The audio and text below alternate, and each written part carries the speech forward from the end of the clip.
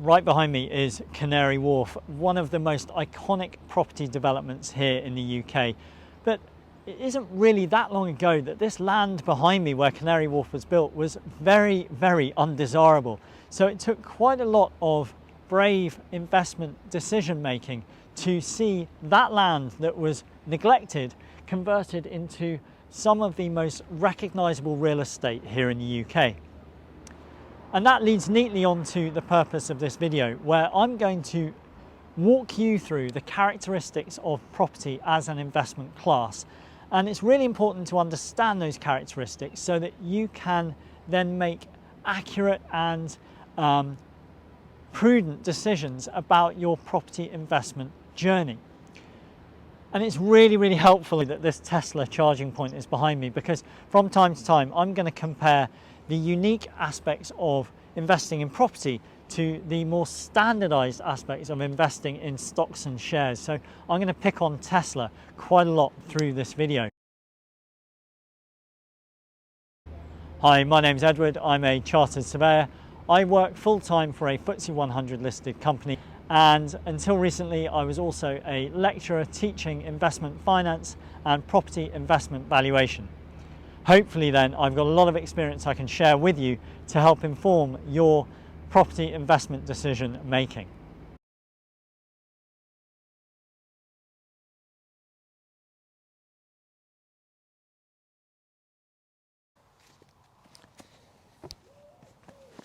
Right, the weather's held since I've got back from London, so I'm definitely taking the opportunity this evening to get this video done outside because it's just such a beautiful evening.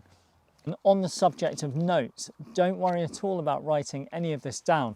I've provided in the comment section below a link to my website where you will be able to download the notes for this video for free, genuinely for free. There's no catch, there's no sales funnel, there's no hard sell. The way I want to go forward with all the content I produce is to just keep it really plain, simple and honest. If you want to provide your email and allow me to keep in touch, fantastic. The best thing you can do to help me is subscribe, because if I can build this channel and raise exposure, I can continue doing more and more and more for free, which would just be great. So that would really help. Okay, sales pitch over. Let's dive in. The characteristics of property. Generally, these are split or weighted in terms of negative and positive. I'll try and make that distinction clear as I go through. First and foremost, you can compare the returns of property to any other asset class, but the journey that property investment will take you on will differ massively from every single asset class that there is out there. So that is the first thing to understand. Remember when I was in London introducing this video, I was standing next to the Tesla charging station, and I'm going to use Tesla throughout this video. Right now, a Tesla share will trade on the market for around about £300, or in dollars, let's just be safe, less than $500. Tesla at the moment of presenting this video only has one class of share, so that means every single Tesla share has the same value. And at $500, the barriers to acquiring a Tesla share are very, very low. But characteristic number one of real estate is that typically real estate or property has a high value. Normally here in the UK, it's going to be somewhere north of £100,000 to actually acquire a property. And that is what we're talking about here. We're not talking about any flipping or brokerage strategies. We're talking about property investment. So acquiring it and doing something with it, but holding it for the long term. So you're going to need money to play. Okay, so picking on Tesla again. One Tesla share is exactly the same as another Tesla share. In fact, they're all identical. But no two properties are ever going to be the same. They're always going to have some sort of unique characteristic. So what that means is that if you plan to acquire more than one property, or you are developing a cookie cutter approach to your first investment acquisition, just be open-minded. Be prepared that actually the approach for one property will not fit any other property. You're going to have to do something unique in terms of your approach to your due diligence. The people you speak to will differ, and the numbers will be different from one property to another, and that can add time to the investment acquisition process, and it can also add nuances to the investment management process in order that you get the most from your property once you own it. Tesla shares, they're all the same, but they're all managed for you. So as long as you have the ability to register and verify an account on a trading platform online, it's going to be fairly straightforward for you to put your money into that platform and then acquire 1, 2, 3, 4, as many Tesla shares as you want and are available at the right price. Beyond that, you don't really have to do very much. Whereas with property, even if you've appointed people to go and invest in property as agents on your behalf, you will still have some form of dialogue with them, and you'll probably have to participate in the decision-making process. You'll also have to participate in the budgeting process and the investment management process as you hold your property over a series of years. So no matter what you hear, in any shape or form, I can categorically guarantee to you property investment is not passive, and it never ever will be. You have to get involved, and you have to have your eye on the game all the time to make sure that you're not burning money. Now, don't be put off by that. It's actually possible to put systems in place that safeguard against various obvious risks, but I'm just saying, be prepared to have to make decisions and put in a little bit of effort from time to time. So again, that Tesla share, you can acquire it. The only expertise you really need is to be able to log on to a trading platform, transfer your money across, acquire the Tesla share, and that's it. The expertise in performance and making that Tesla share works really rests with, at the moment, Elon Musk and his massive band of employees to deliver and generate the ideas in a profitable way that makes sure your share in Tesla performs. Property is different. Even if you want to appoint a third-party agent to act on your behalf, you're going to need a little bit of expertise up front to identify who that agent is. And if that isn't your approach, you are going to need a little bit of expertise to make sure that the mathematics of the property you're investing in make sense. Again, as I said on the previous point, don't let that put you off. Definitely don't let that scare you. Lots of people invest in property. Lots of people do very, very well out of property, but just be prepared to, even if you just want to get it done, be prepared to have to learn a little bit so that your understanding is secure enough to, at the very least, avoid losing money, because that would be horrendous, right? We definitely don't want you losing money. So expertise is required. And over subsequent videos, I'm going to give you that expertise for free and allow you to begin to make those steps, profitable steps, I hope, on that property investment journey. All things being equal, you could log on to that trading platform where you hold your Tesla share, and you can make the decision at the click of a button to sell your Tesla share. Your Tesla share will then be sold at a specific point in the day or the following trading day, and receive the funds from that disposal within 48 to 72 hours, depending on the point at which you make your trade. Property is totally different, and yeah, it's really obvious, but actually there are lots of strategies out there that seem to espouse or seem to present property as being a fairly easily tradable asset, and it really isn't. There's quite a lot that goes on with the preparation of a property for sale, and by that I mean appointing the right people. So you've got estate agents, you've got lawyers, and then making sure that your property is presented ready for sale, particularly if it's residential, not so much commercial. And then you have to sit back and wait for that disposal process to take place. You've got to find people to buy your property, and then you have to go through that transaction cycle that you went through when you acquired the property. And that can, at the moment, take time. Technology is really advancing, but property right now is not a liquid asset. So do be ready to suffer a little bit if you need to make a quick disposal, because it's going to hurt. You're probably going to lose money if you've got to get rid of that property really, really fast. Imperfect information. This is a big one, and it definitely makes a material difference to property acquisitions. Information on Tesla shares is generally perfect. You can log online, log onto your account, and you can see the price that Tesla shares last sold for. That will be a very good marker for you to understand the price that you are probably going to sell your Tesla shares for. When you're acquiring property for investment, it's highly unlikely that you will actually buy the property at the price it's advertised at. Moreover, comparable properties, with regard to those, it's again highly unlikely that you will get the true price at which they were bought or sold for, or the true price at which they're currently rented out at. You can get that information, but you need to be prepared to graph for it, and you need to be able to get that information from a verified source. Now, in subsequent videos, I'm going to show you how to do that.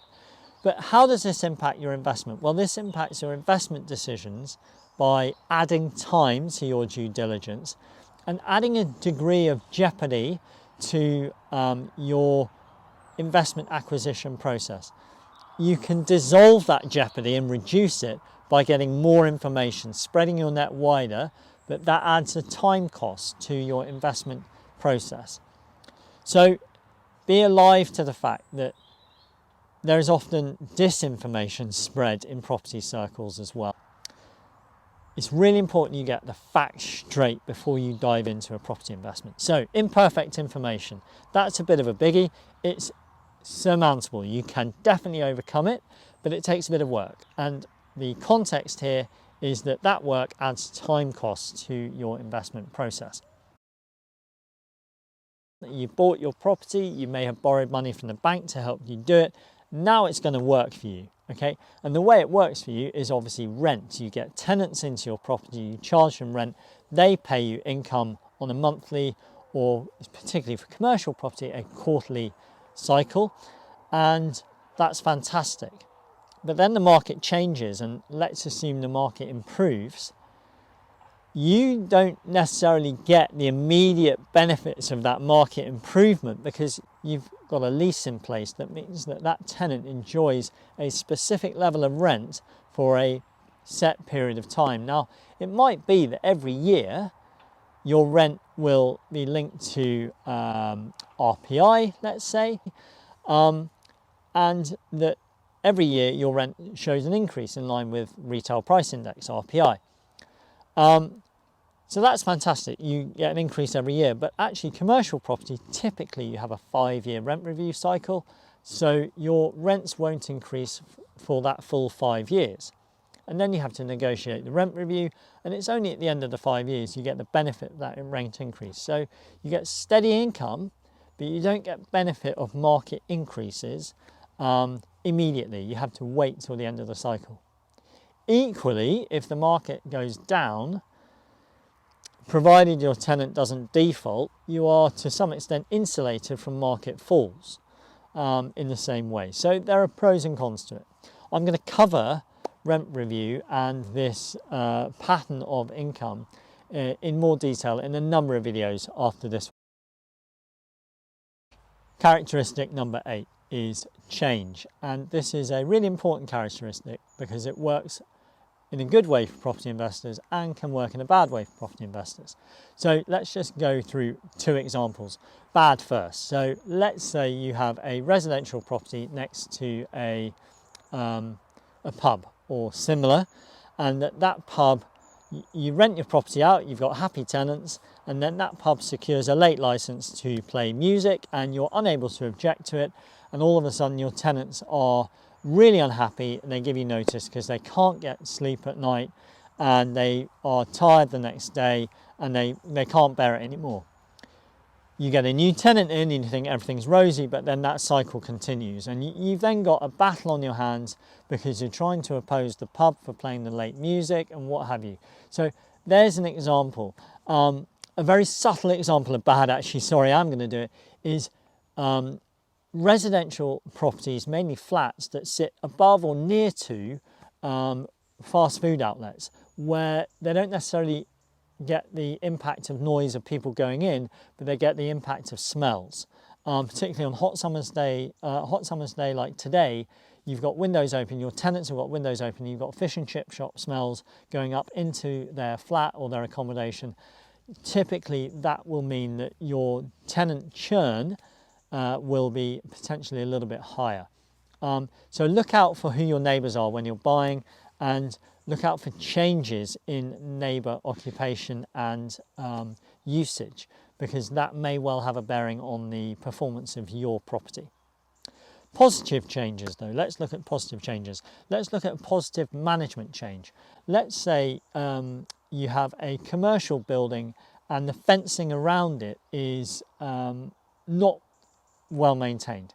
So after work hours, your site is left quiet, your tenant leaves the building, they lock it up, but they're unsure about the security of their site because actually the fencing is falling apart. If you invest in proper security fencing, you replace that dilapidated fencing, your tenant is likely to be happier because they feel more secure. If your tenants are happier, they will stay in occupation longer.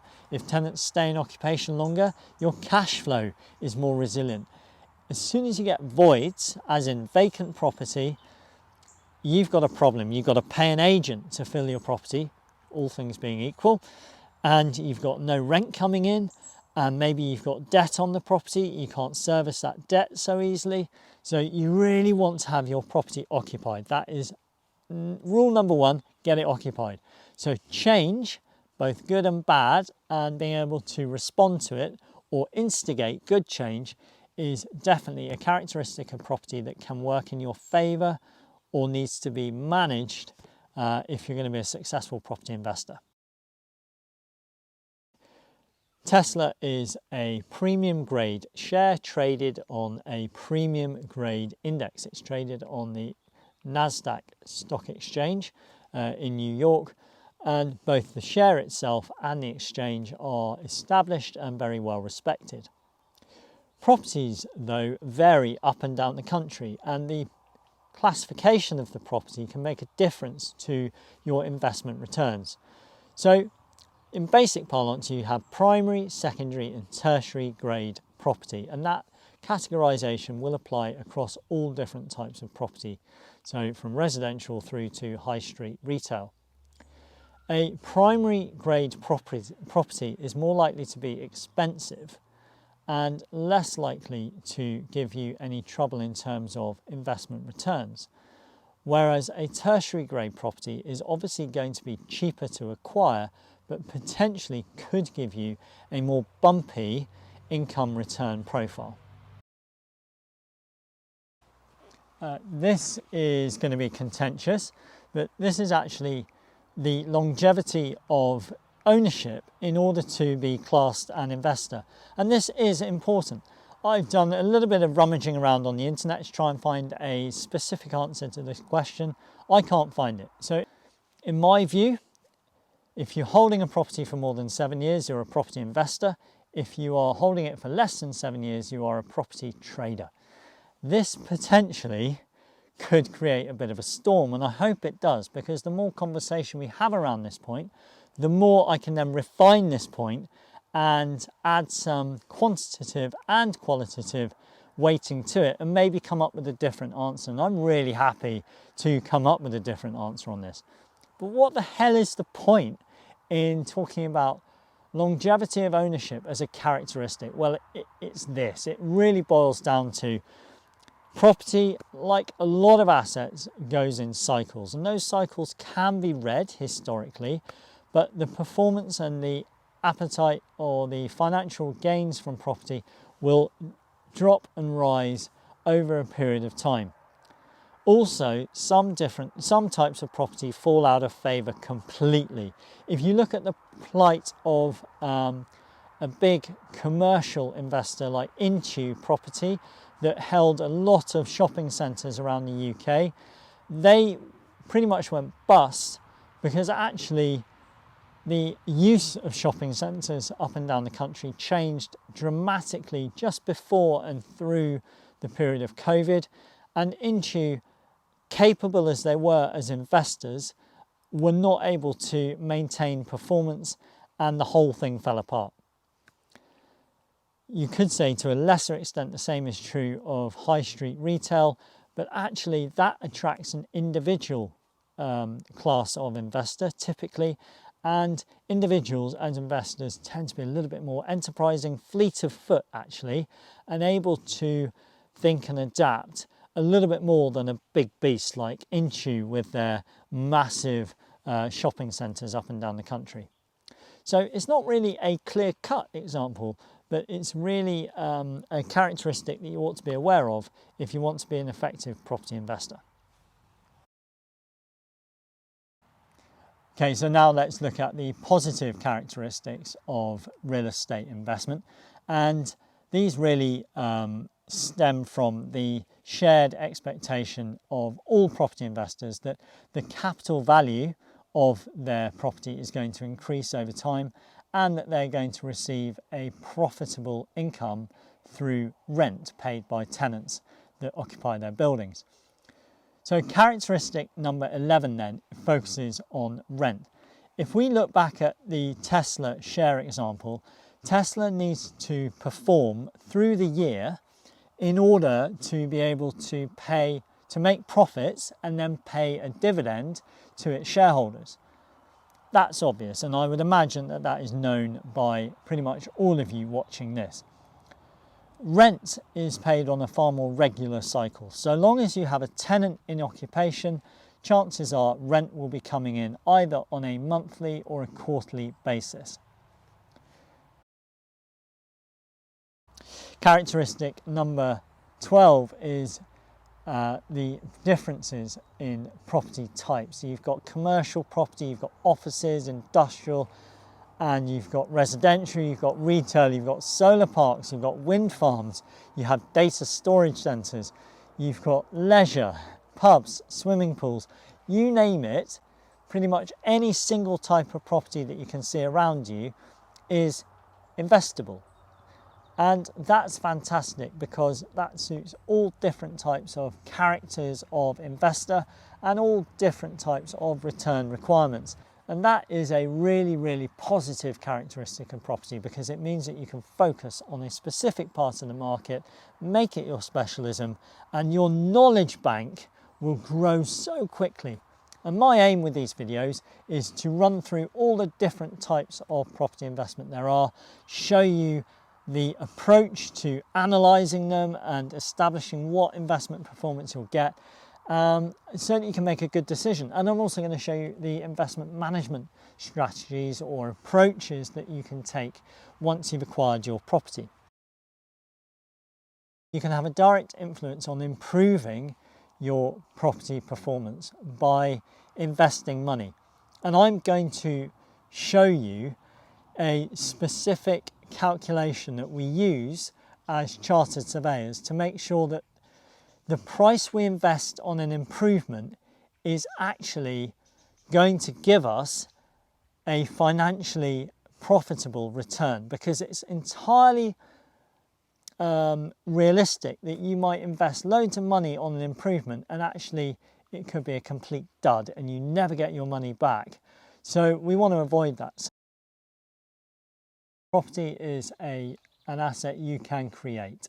You can acquire a really awful land site and get the right planning consents and develop. You can improve property by maybe acquiring a high street retail unit and then developing the space above it into flats or just improved office space and get more rental income from your efforts and your improvement. So that's a really, really exciting, probably the most attractive aspect of property investment for property investors.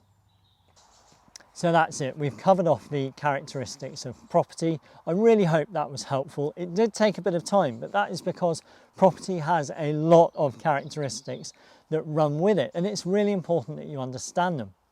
In the next video, I'm going to be walking through a very high level approach to land development from an investor's perspective.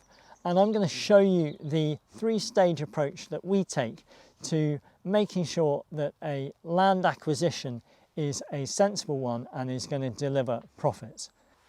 So that video will be available soon, and I look forward to sharing it with you. In the meantime, have a great day and thanks for watching.